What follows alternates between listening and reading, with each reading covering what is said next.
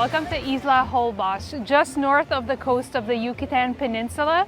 This is the perfect place to unwind. There's no big chain restaurant, there's no big hotels, there's sandy streets, and the main mode of transportation is basically the golf carts and bicycles.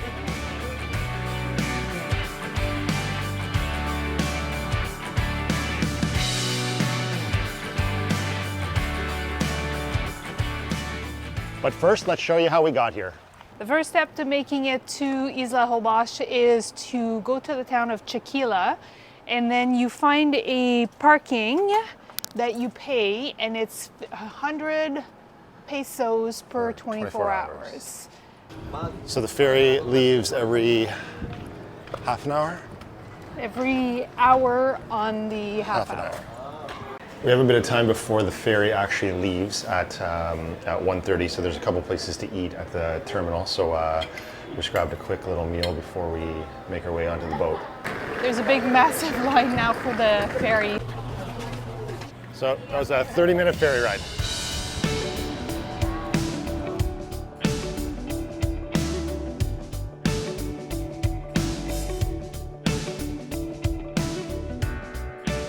In the main part of town, close to the beach, there's a street that seems to be the market where, look at this dog, where you can get a whole bunch of souvenirs. There's some restaurants too. Yeah, there's some cool places with a nice vibe. Now we should mention that it's not cheap here on Isla Holbox. Like, you should expect prices same as North America, and some things are even like a little bit more expensive than we would pay back in Canada for sure. At the end of the main street,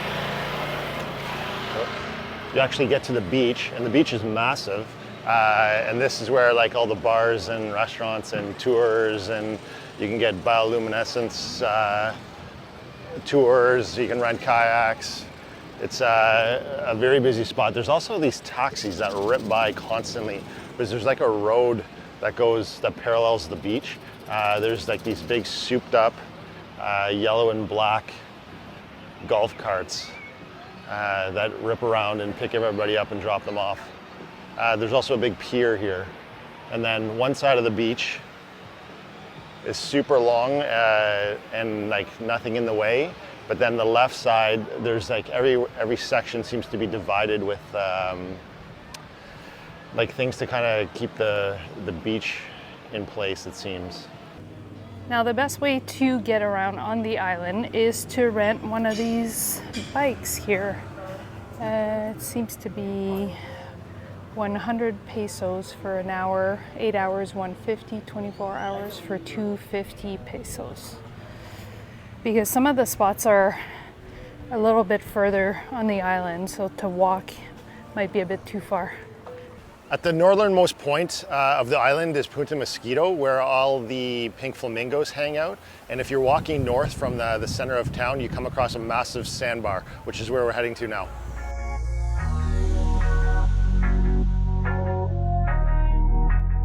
We walked about 30 minutes from the center of town. We've just made it to the sandbar.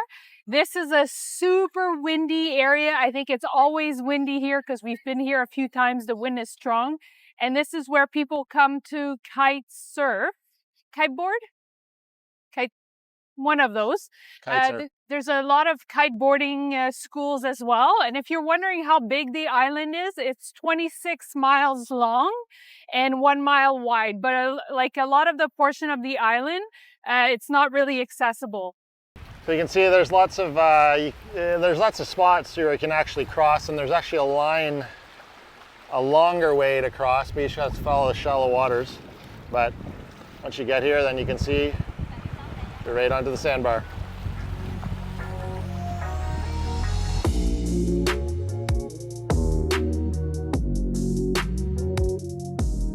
There's lots of kite surfers along the sandbar. There's a bunch of schools here, so you can get lessons and learn how to actually kite surf. We came across this guy even enjoying the sandbar. Just getting a suntan on. He is a little pink.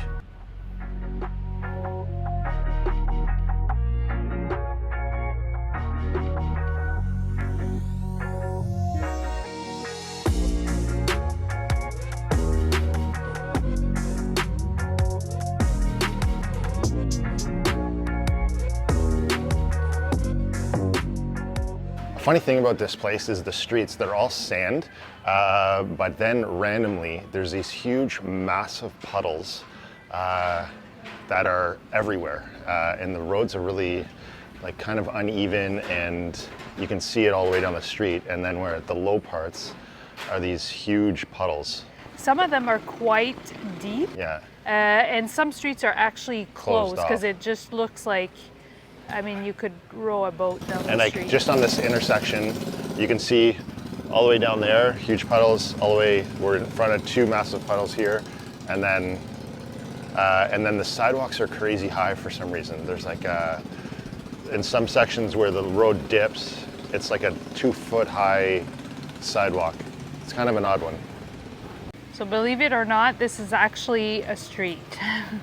Just It's an just like intersection here. deep water. We're currently heading to the animal sanctuary on the island. You can volunteer your time to go walk the dogs on the beach, and because of that, there's actually no stray dogs on the islands. I think they take cats and even some raccoons, so we'll go see what it looks like. After about a half hour of asking locals where this place was, we finally found it. The directions on Google Map is wrong, so just kind of head towards the general area and then just ask locals. That's the best way, I think, to find it.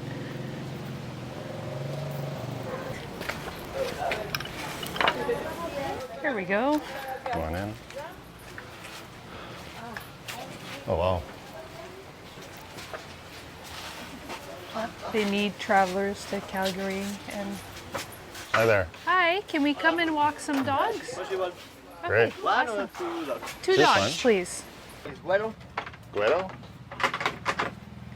So we'll get to visit after, but the dogs apparently get pretty excited to go, so the walk comes first. His name There is Negrita. Negrita. Okay, thank you. Kind of a funky little entrance. That's Yes. not quite the norm, but So I don't know if we mentioned this, but basically you can volunteer to walk the dogs all day between 10 and 6 p.m. So I have a feeling we're going to be doing this several times with different dogs on while we're on the island. all dogs are vaccinated and dewormed. Oh my God. Enter two. Sure. Okay. There are look at all so these guys. many of these guys. So all of these dogs are actually up for adoption, and they help you get all the paperwork to bring them back to your home country. There's also some cats. Here's the cat enclosure. On Isla Holbox, we're staying in a small, cozy apartment. We have a table, a very small but perfect kitchen for what we needed. We have 2 double beds, a simple bathroom. There's a bit of a snafu with the 3rd bed, but we'll get one tomorrow.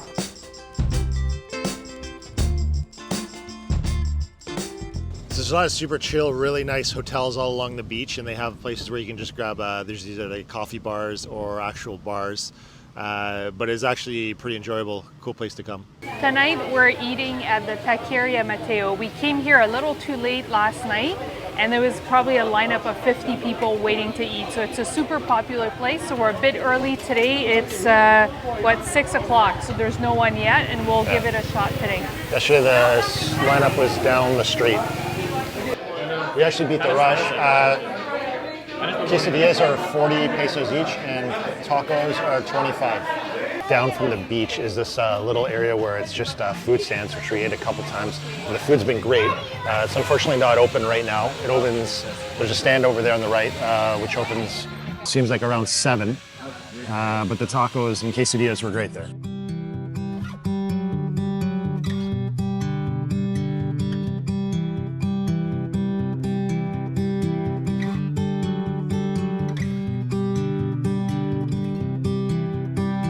this morning we're walking to Punta Cocos, which is about a 3-kilometer walk from the downtown, which you can also bike to.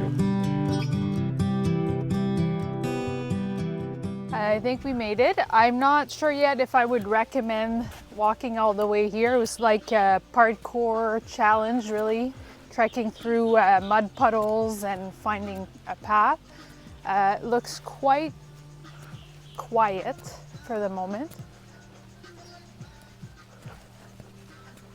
A lot of sargassum on the beach. It's very quiet here. Yes, the water seems to be very shallow too. So if you want to come at night here, this is where they do the bioluminescent tours. It's the best place to see it. You can also do it on your own if you had a bike. It would be all in the dark because there's no street lights. And a bunch of, looks like little restaurants, patios, places to chill. There are some people biking. You can bike here. We decided to walk. I'm kind of glad we did because the puddles are massive and requiring you kind of have to maneuver your way around them. So if you had a bike, you wouldn't be able to cut through the shrubs or get through the green foliage easily with a bike. Or you could just drive right through the puddles, but it's no one knows how deep they actually are. You can take a taxi, Yeah. a golf cart taxi. This is it for Isla Holbox. We'll see you next week on Isla Mujeres.